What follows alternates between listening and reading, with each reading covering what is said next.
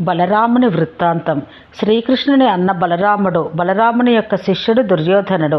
కౌరవ పాండవుల యొక్క మహాభారత యుద్ధమందు తన తమ్ముడైన శ్రీకృష్ణుడు పాండవ పక్షపాతిగా సంచరించటం వల్ల తన శిష్యుడైన దుర్యోధనుని తాను ఏమాత్రం సహకరించలేకపోవటం వలన ఆలోచించి ఇక చేసేది లేక తాను ఏ పక్షానికి చెందకుండా ఉంటూ తీర్థాటనం చేయగోరిన వాడై మద్యపానం చేస్తూ మత్తుడై అటు ఇటు సంచరించుచుండెను.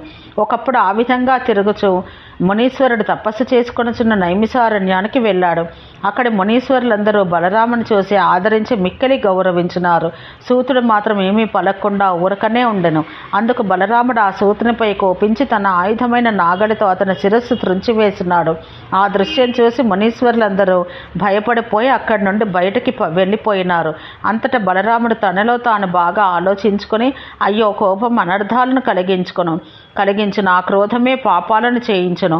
మద్యపానం చేత మదించి మత్తెక్కి మతి భ్రమించి ఇటువంటి పాపకార్యం చేసి తిని, ఆహా, కోపం అనేది ఎంతటి పనినైనా చేయించును కదా, సురాపానం చేతనే కదా కోపం కలిగింది అని మిక్కలి పశ్చాత్తాపం చెందినటువంటి వాడై ఆ పాపాన్ని పోగొట్టుకొనుటకై తీర్థయాత్రలు చేయాలని నిశ్చయించుకొని క్రమంగా సరస్వతి నదీ తీరానికి చేరుకొని ఆ నది యందు స్నానం చేసి తన పాపాన్ని పోగొట్టుకున్నాడు.